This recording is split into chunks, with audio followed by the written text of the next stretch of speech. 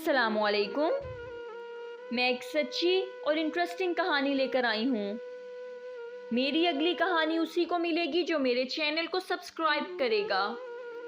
कहानी शुरू करते हैं।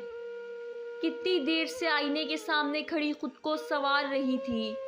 फंक्शन में वक्त पर पहुंचना ज़रूरी था, इसलिए मेरे गुस्से की इंतहा ना रही। क्या वहशत है! आखिर तुम औरतों को सबसे मुनफरिद नज़र आने का जुनून क्यों है? इसलिए जनाब, ताकि उनके शोहर की निगाह किसी और की तरफ ना उठे।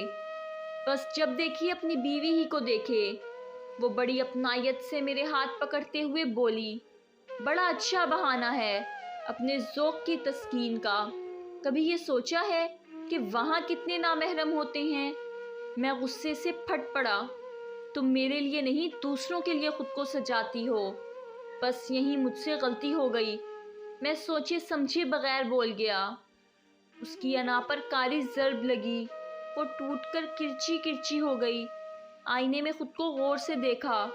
वॉशरूम में गई और मुंह धोकर बाहर निकल आई। चलिए, देर हो रही है।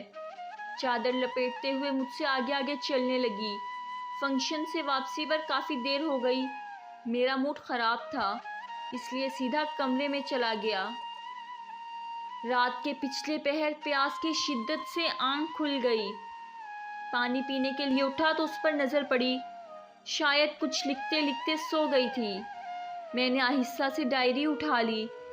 लिखा था, मर्द का भरोसा जीतना बहुत मुश्किल है। अपने आप को बड़ी अज़ियतों से गुजारना पड़ता है, फिर भी पता नहीं चलता कब कहाँ गलती हो जाती है।